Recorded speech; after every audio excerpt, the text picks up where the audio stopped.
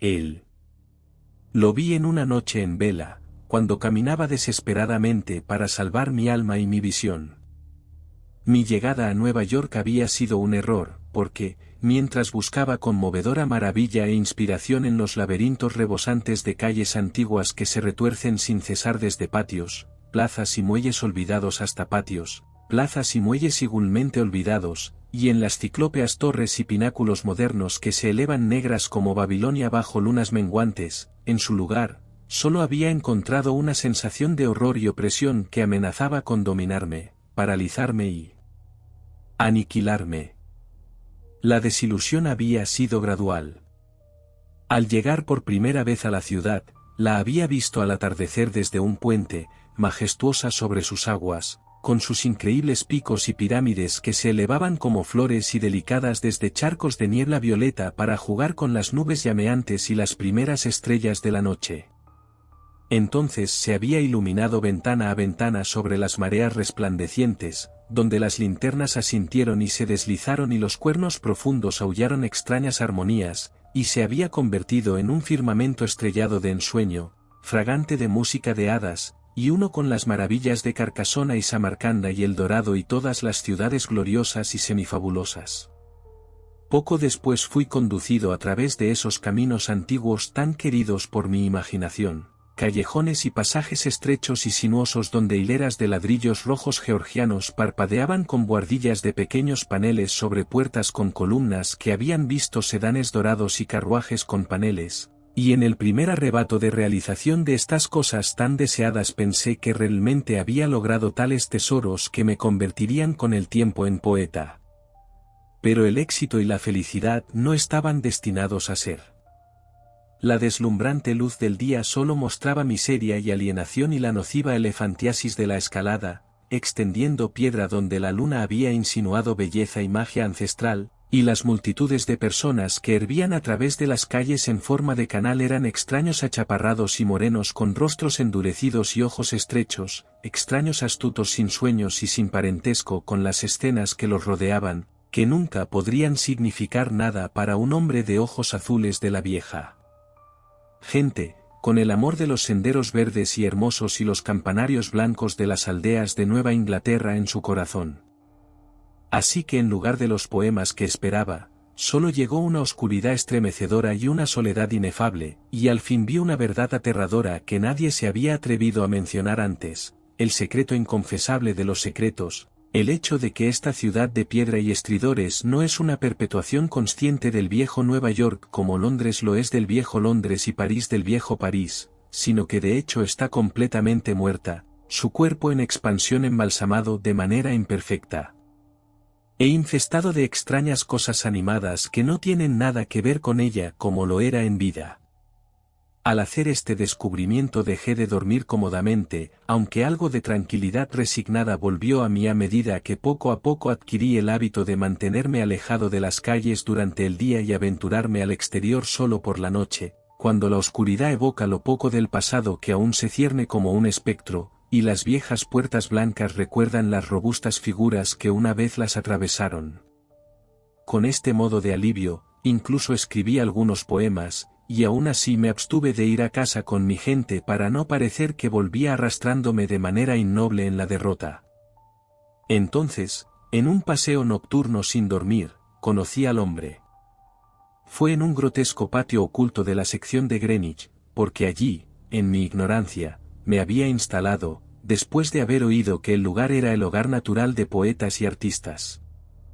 Los arcaicos callejones y casas y los inesperados rincones de la plaza y el patio me habían encantado, y cuando descubrí que los poetas y artistas eran unos pretenciosos ruidosos cuya singularidad es oropel y cuyas vidas son una negación de toda esa belleza pura que es la poesía y el arte, me quedé por amor a estas cosas venerables.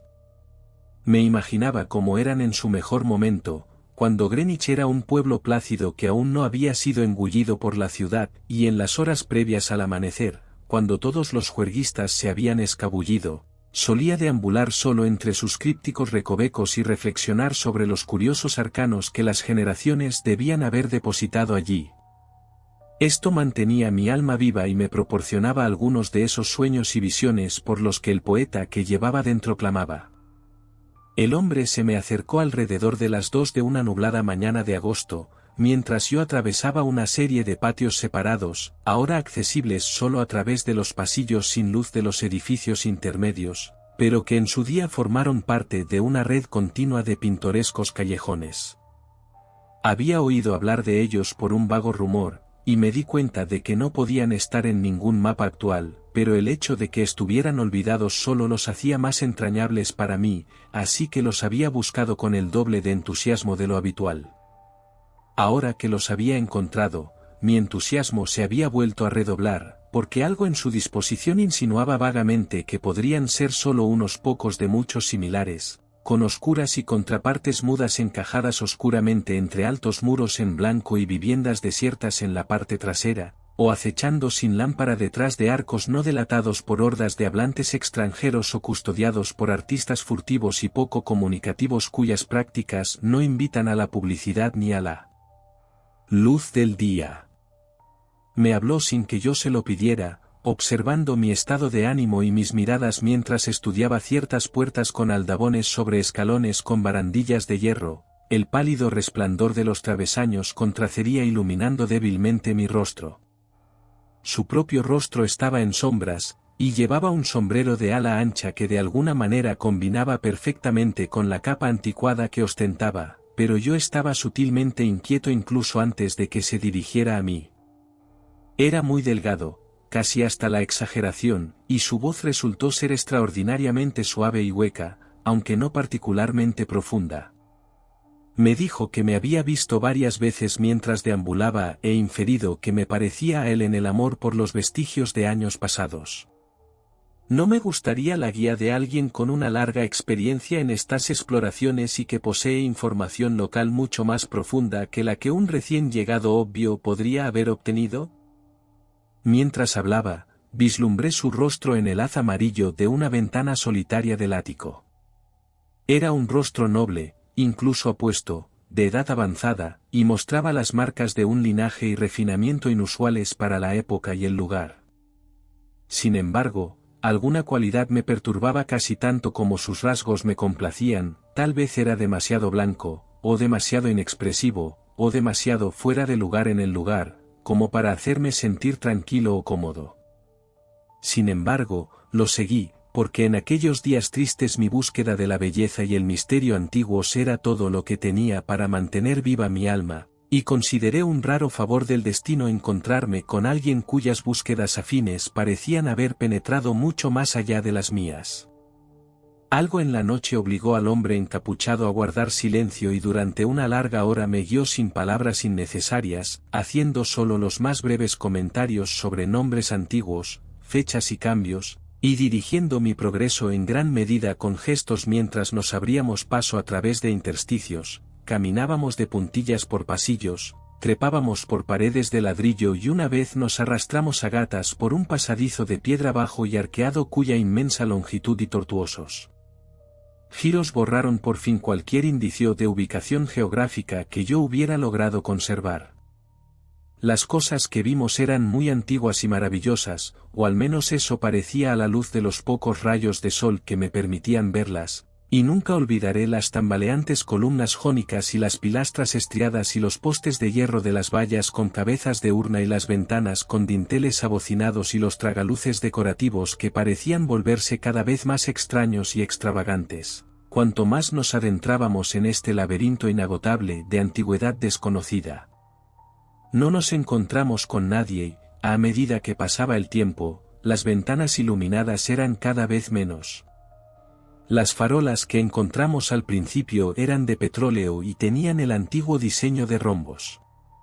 Más tarde vi algunas con velas, y por fin, después de atravesar un horrible patio sin luz donde mi guía tuvo que guiarme con la mano enguantada a través de la oscuridad total hasta una estrecha puerta de madera en un muro alto, nos encontramos con un fragmento de callejón iluminado solo por faroles delante de cada séptima casa, faroles de hojalata increíblemente coloniales con tapas cónicas y agujeros perforados en los lados.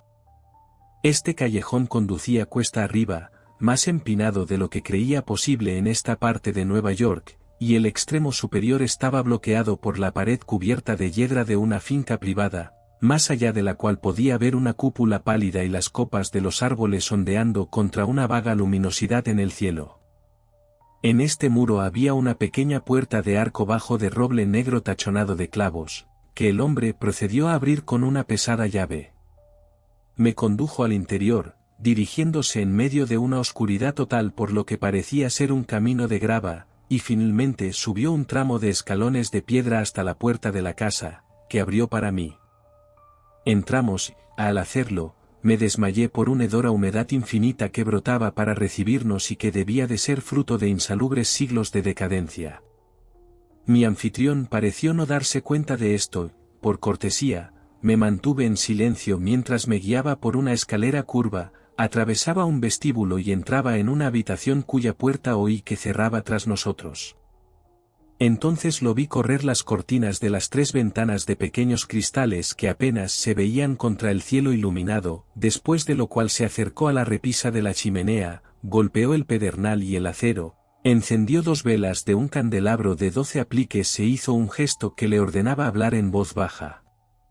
En este tenue resplandor vi que estábamos en una biblioteca espaciosa, bien amueblada y con paneles que databa del primer cuarto del siglo XVIII, con espléndidos frontones de entrada, una encantadora cornisa dórica y una magnífica repisa de chimenea tallada con volutas y jarrones. Sobre las abarrotadas estanterías, a intervalos a lo largo de las paredes, había retratos familiares bien trabajados, todos ellos empañados hasta un enigmático oscurecimiento, y con un parecido inconfundible al hombre que ahora me hizo señas para que me sentara en una silla junto a la elegante mesa Chippendale.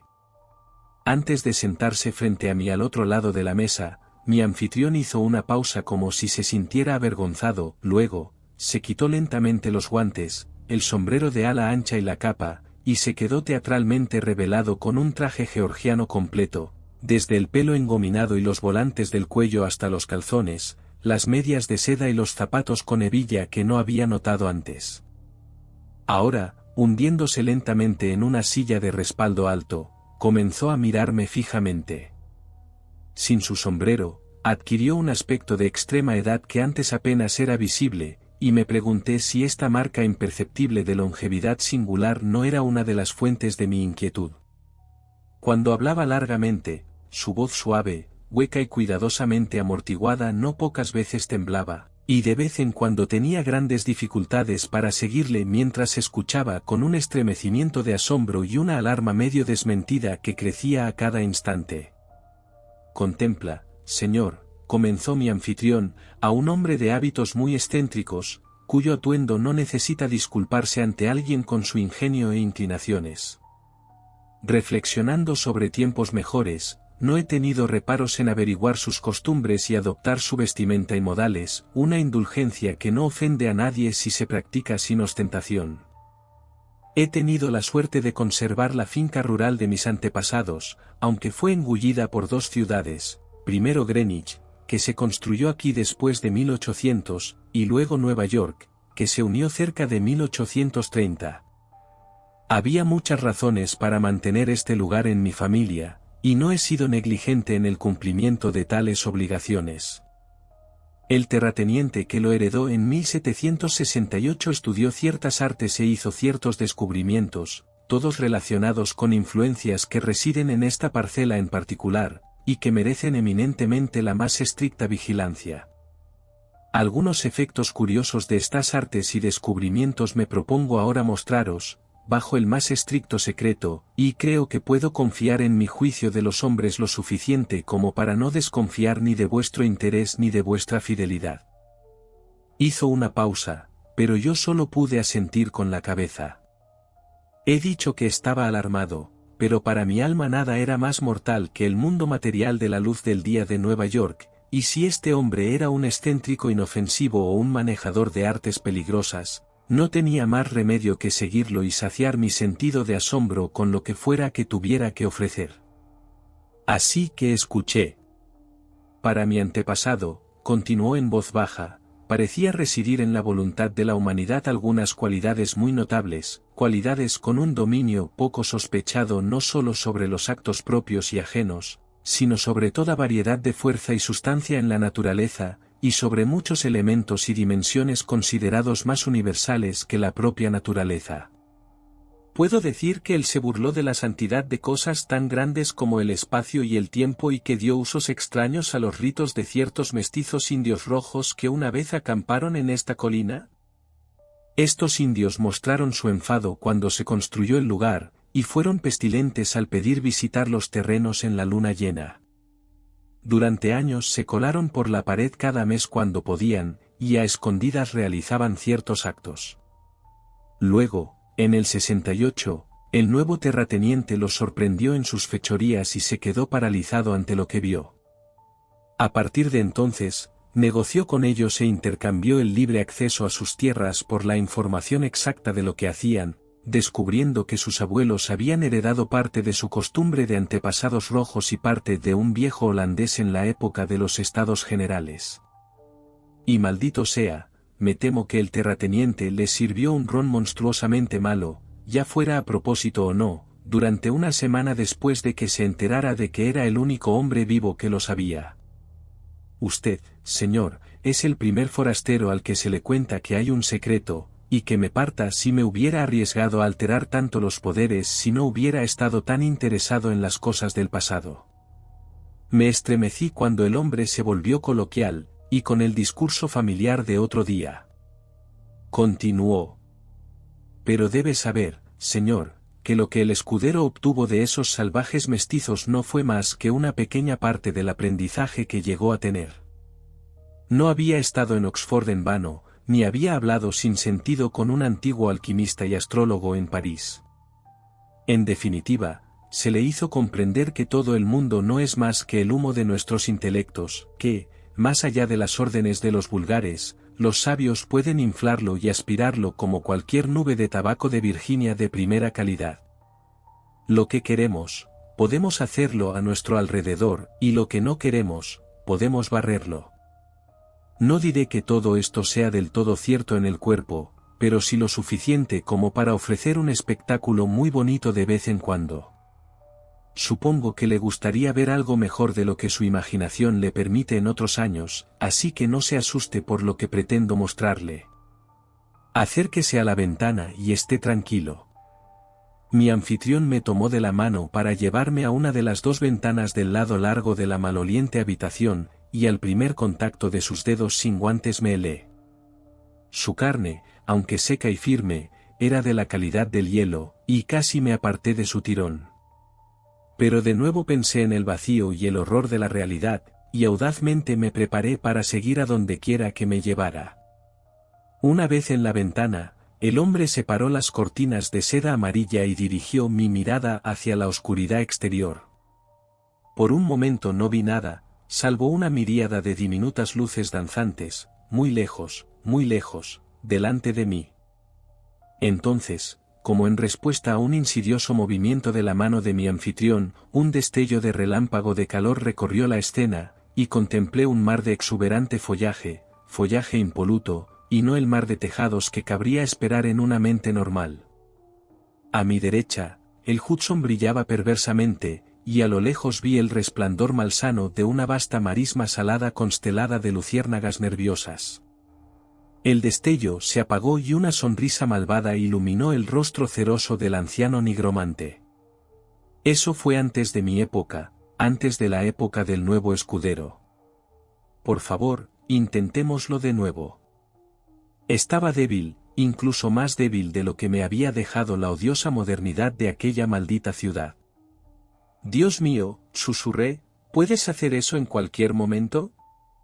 Y mientras se la sentía y mostraba los muñones negros de lo que una vez habían sido colmillos amarillos, me aferré a las cortinas para evitar caer.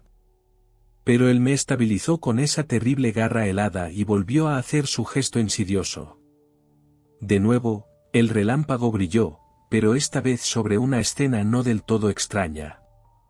Era Greenwich, la Greenwich que solía ser, con aquí y allá un tejado o una hilera de casas como las vemos ahora, pero con encantadores caminos verdes y campos y trozos de pradera. El pantano aún brillaba más allá, pero en la distancia vi los campanarios de lo que entonces era toda Nueva York, Trinity y St. Paul's y la Brick Church dominando a sus hermanas, y una tenue bruma de humo de leña flotando sobre el conjunto. Respiré con dificultad, pero no tanto por la vista en sí como por las posibilidades que mi imaginación evocaba con terror. ¿Te atreves a ir lejos? Hablé con asombro y creo que él lo compartió por un segundo, pero la sonrisa malvada volvió. ¿Lejos? Lo que he visto te convertiría en una estatua de piedra enloquecida. Atrás, adelante, mira, imbécil. Y mientras gruñía la frase en voz baja, hizo un nuevo gesto que elevó al cielo un destello más cegador que cualquiera de los anteriores. Durante 3 segundos completos pude vislumbrar aquella visión endemoniada, y en esos segundos vi una vista que siempre me atormentará en sueños. Vi los cielos plagados de extrañas criaturas voladoras, y debajo de ellos una ciudad infernal y negra de gigantescas terrazas de piedra con impías pirámides lanzadas salvajemente a la luna, y luces diabólicas ardiendo en innumerables ventanas. Y pululando asquerosamente en galerías aéreas vi a la gente amarilla y bizca de esa ciudad, vestida horriblemente de naranja y rojo, y bailando como locos al ritmo de los tambores febriles, el estruendo de la obscena corneta y el gemido maníaco de los cuernos apagados cuyos incesantes cantos fúnebres subían y bajaban ondulantes como la ola de un océano impío de betún. Vi esta vista, digo, y oí como con el oído de la mente el blasfemo y estridente estruendo de la cacofonía que la acompañaba. Era el estridente cumplimiento de todo el horror que esa ciudad cadáver había despertado en mi alma, y olvidando todas las órdenes de silencio grité y grité y grité mientras mis nervios cedían y las paredes temblaban a mi alrededor. Entonces, cuando el estallido amainó, vi que mi anfitrión también temblaba, una mirada de miedo espantoso borraba a medias de su rostro la distorsión de rabia de serpiente que mis gritos habían excitado. Se tambaleó, se agarró a las cortinas como yo había hecho antes, y movió la cabeza frenéticamente, como un animal acosado. Dios sabe que tenía motivos, porque cuando los ecos de mis gritos se desvanecieron, se produjo otro sonido tan infernalmente sugerente que solo la emoción entumecida me mantuvo cuerdo y consciente. Era el crujido constante y sigiloso de las escaleras más allá de la puerta cerrada, como el ascenso de una horda descalza o con sandalias, y por fin el traqueteo cauteloso y decidido del pestillo de latón que brillaba a la tenue luz de las velas. El anciano me arañó y escupió a través del aire enmohecido, y ladró cosas en su garganta mientras se balanceaba con la cortina amarilla que agarraba. La luna llena, maldito seas, maldito, maldito perro. ¿Los llamaste y han venido a por mí? Pies de mocasín, hombres muertos. Malditos seáis, malditos diablos rojos, pero yo no envenené vuestro ron, no he mantenido a salvo vuestra magia podrida, os habéis atiborrado hasta enfermar, malditos seáis, y aún así tenéis que culpar al Squire. Suelta, tú. Suelta ese pestillo, no tengo nada para ti aquí. En ese momento, 3 golpes lentos y muy deliberados sacudieron los paneles de la puerta, y una espuma blanca se acumuló en la boca del mago frenético. Su miedo, que se convirtió en una desesperación acerada, dio paso a un resurgimiento de su rabia contra mí, y dio un paso tambaleante hacia la mesa en cuyo borde me estaba estabilizando. Las cortinas, que aún sujetaba con la mano derecha mientras la izquierda me agarraba, se tensaron y finalmente se desplomaron de sus elevados cierres, dejando entrar en la habitación un torrente de luz de luna que el cielo cada vez más brillante había presagiado. En esos rayos verdosos, las velas palidecieron, y una nueva apariencia de decadencia se extendió por la habitación maloliente con sus paneles carcomidos, el suelo combado, la repisa de la chimenea destartalada, los muebles desvencijados y las cortinas raídas. Se extendió también sobre el anciano, ya fuera por la misma fuente o por su miedo y vehemencia, y lo vi arrugarse y ennegrecerse mientras se tambaleaba y se esforzaba por desgarrarme con garras de buitre. Solo sus ojos permanecían intactos, y brillaban con una incandescencia propulsora y dilatada que crecía a medida que la cara a su alrededor se carbonizaba y menguaba. Los golpes se repitieron ahora con mayor insistencia, y esta vez tenían un toque metálico. La cosa negra que tenía delante se había convertido en una cabeza con ojos, que intentaba retorcerse impotente en el suelo que se hundía en mi dirección, y que de vez en cuando emitía débiles escupitajos de inmortal malicia. Ahora golpes rápidos y astillados asaltaban los paneles enfermizos, y vi el brillo de un hacha de guerra mientras partía la madera desgarrada. No me moví, porque no podía, pero observé aturdido cómo la puerta se hacía añicos para dar paso a una afluencia colosal e informe de sustancia oscura salpicada de ojos brillantes y malévolos. Fluyó espesa, como una inundación de aceite que reventara un mamparo podrido, volcó una silla al extenderse y finalmente fluyó bajo la mesa y cruzó la habitación hasta donde estaba la cabeza ennegrecida con los ojos aún clavados en mí. Alrededor de esa cabeza se cerró, tragándola por completo, y en otro momento había comenzado a retroceder, alejando su carga invisible sin tocarme, y fluyendo de nuevo hacia esa puerta negra y bajando las escaleras invisibles, que crujían como antes, aunque en orden inverso. Entonces el suelo cedió por fin y me deslicé jadeante hacia la cámara nocturna de abajo, ahogándome con telarañas y medio desmayado de terror. La luna verde, que brillaba a través de las ventanas rotas, me mostró la puerta del vestíbulo entreabierta, y cuando me levanté del suelo cubierto de yeso y me liberé del techo hundido, vi pasar un horrible torrente de oscuridad, con decenas de ojos siniestros brillando en él. Buscaba la puerta del sótano, cuando la encontró, desapareció en ella. Ahora sentí que el suelo de esta habitación inferior cedía como lo había hecho el de la cámara superior, y una vez que se oyó un estruendo arriba, algo que debía de ser la cúpula cayó más allá de la ventana oeste. Ahora liberado por un instante de los escombros, corrí por el vestíbulo hasta la puerta principal, al no poder abrirla, agarré una silla y rompí una ventana, saliendo frenéticamente al descuidado césped donde la luz de la luna bailaba sobre la hierba y las malas hierbas. El muro era alto y todas las puertas estaban cerradas, pero moviendo un montón de cajas en un rincón logré llegar a la parte superior y agarrarme a la gran urna de piedra que había allí. A mi alrededor, en mi agotamiento, solo podía ver extrañas paredes y ventanas y viejos tejados abuhardillados. La empinada calle por la que me acercaba no era visible en ninguna parte, y lo poco que vi sucumbió rápidamente a una niebla que llegaba desde el río a pesar de la deslumbrante luz de la luna. De repente, la urna a la que me aferraba comenzó a temblar, como si compartiera mi propio mareo letal, y en otro instante mi cuerpo se precipitó hacia no sé qué destino. El hombre que me encontró dijo que debía de haber arrastrado el cuerpo mucho tiempo a pesar de mis huesos rotos, porque un rastro de sangre se extendía hasta donde se atrevía a mirar. La lluvia que se avecinaba pronto borró este vínculo con la escena de mi terrible experiencia, y los informes no pudieron decir más que había aparecido de un lugar desconocido, en la entrada de un pequeño patio negro junto a Perry Street. Nunca busqué volver a esos tenebrosos laberintos, ni dirigiría a ningún hombre en su sano juicio allí si pudiera. No tengo ni idea de quién o qué era esa antigua criatura, pero repito que la ciudad está muerta y llena de horrores insospechados.